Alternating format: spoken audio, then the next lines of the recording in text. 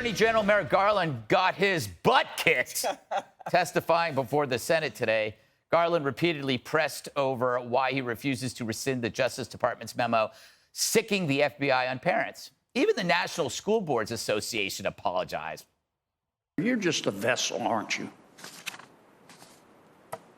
I'm not sure what you mean by that. You have weaponized the FBI and the Department of Justice. It's wrong. It is unprecedented, to my knowledge, in the history of this country, and I call on you to resign. This letter calls him a domestic terrorist. The NSBA is so embarrassed of this letter, they've apologized for it and retracted it, but you don't apparently have the same willingness to apologize and retract what you did. This testimony, your directive, your performance is shameful. Okay, that's not Thank God you are not on the Supreme Court. You should resign in disgrace, Judge. That was painful. That was terrible. Yes, Garland also grilled about if he's now finally aware of the Loudoun County school rape case. You indicated in response to that you weren't aware of that. And in the 6 days before you testified before the House Judiciary Committee, have you become familiar with the publicly reported details of that case? Yes, I have read about the case, yes. Oh, well, that's good. Game over. All right, Martha, what stood out to you? How was his performance? So, I mean, I don't think you can say the name Merrick Garland without thinking about the history here, right? And Tom Cotton brought up the Supreme Court. And at that time, he was seen as this person who was so wronged because he wasn't even given the opportunity to have a hearing. Now, you can argue that he should have had it either way. But everyone sort of expected, I think, as Attorney General, that he was going to be this extremely even-handed and very careful Attorney General. The problem for Merrick Garland right now is that the sequence of events here makes it look otherwise, right? So you've got the National School Board Association sends out this memo, and then you get the back story on that. And, oh, they've been going back and forth with the White House. You know, we're really upset about these crazy things that are happening at these meetings, and we think that, you know, people are under assault or they're in danger. And literally over the weekend, you know, from Friday, the letter goes out. Monday, there's an announcement that the FBI is going to be watching all of this. So it just makes it, and then now under scrutiny and questioning, Merrick Garland goes, well, I based it on the letter from the National School Board Association, which, by the way, they've now walked back on the language in, and reports that I read in the media. That an investigation that does not make. You don't have to be a lawyer to understand that you need to. And I remember even when I read this the first moment, it said, you know, that there had been a dangerous spike. I was like, let's see. Like, where's the dangerous spike? Let's see these examples. What's actually happening that merits this kind of response from the Department of Justice, not just the local law enforcement. So it's been a really, really tough couple of hearings for Merrick Garland. Yeah.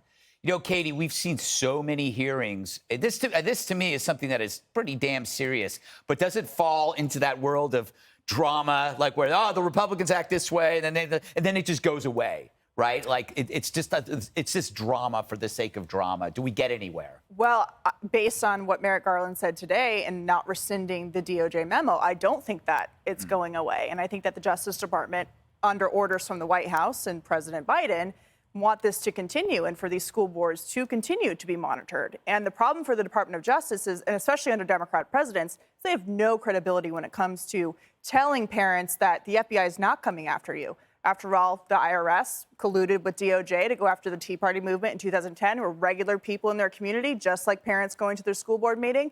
They worked in 2016 with the FBI to falsify FISA warrant applications, which were granted by the FISA court. And now they're supposed to just take the word of the Attorney General, who's directed by the White House, that everything's going to be fine, even though the letter from the National School Boards Association has been repealed. Mm-hmm. He didn't have a basis to go do this in the first place. And now that the letter's been taken back, he really has no basis to do it.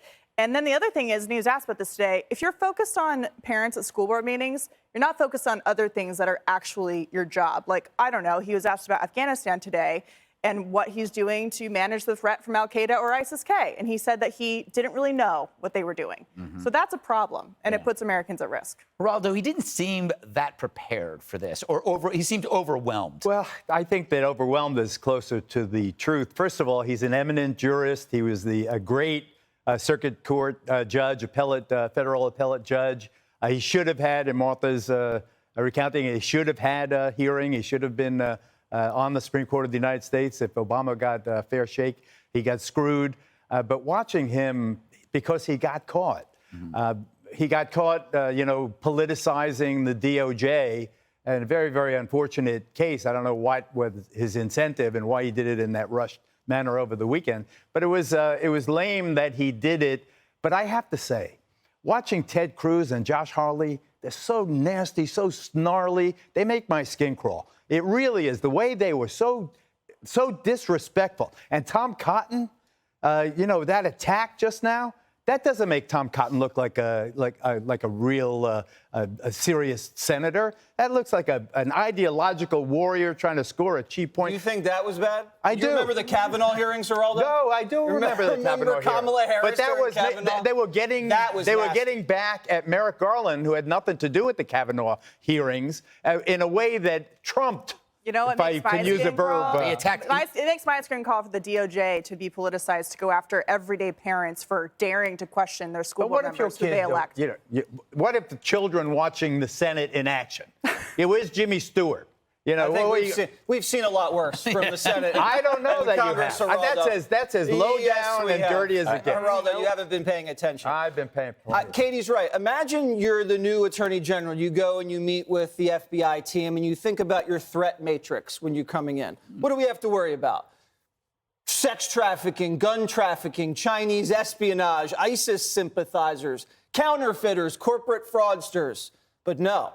A lib sends a letter to the Attorney General and he says, aha, we're going to sick the FBI on angry parents. In just 2 days, he's just the fastest the government's ever worked. He turned it right around. Like the FBI doesn't have enough people to frame to begin with.